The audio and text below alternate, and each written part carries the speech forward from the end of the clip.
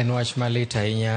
Wageno ni Nyasaye biro telonegi mondo giyud ratiro kata mondo giyud kaka ginyalo kelo ringre nyathigino pacho.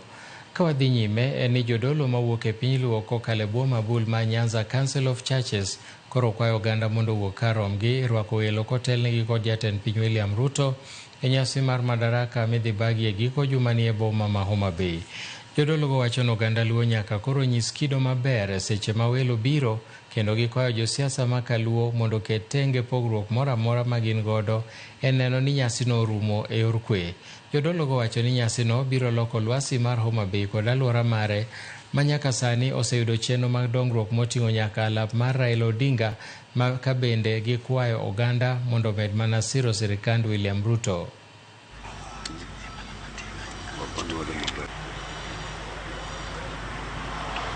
Largo, pues.